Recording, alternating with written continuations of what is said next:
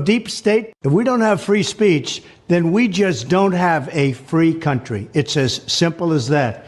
If this most fundamental right is allowed to perish, then the rest of our rights and liberties will topple, just like dominoes, one by one. They'll go down. That's why today I'm announcing my plan to shatter the left-wing censorship regime and to reclaim the right to free speech for all Americans. And reclaim is a very important word in this case because they've taken it away. In recent weeks, bombshell reports have confirmed that a sinister group of deep state bureaucrats, Silicon Valley tyrants, left-wing activists, and depraved corporate news media have been conspiring to manipulate and silence the American people.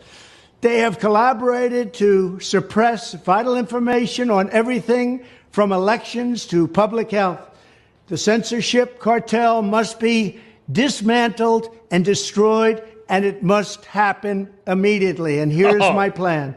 First, within hours of my inauguration, I will sign an executive order banning any federal department or agency from colluding with any organization, business, or person to censor, limit, categorize, or impede the lawful speech of American citizens. I will then ban federal money from being used to label domestic speech as mis- or disinformation.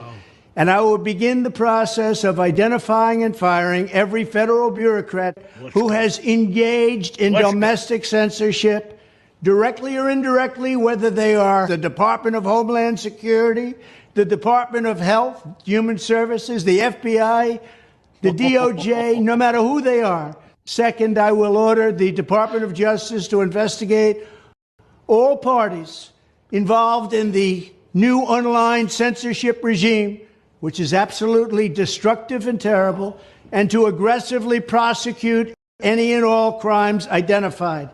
These include possible violations of federal civil rights law, campaign finance laws, federal election law, securities law, and antitrust laws, the Hatch Act, and a host of other potential criminal, civil, regulatory, and constitutional offenses. The hammer's coming down. To assist in these efforts, I am urging House Republicans to immediately send preservation letters, and we have to do this right now, to the Biden administration, the Biden campaign, and every Silicon Valley tech giant, ordering them not to destroy evidence of censorship.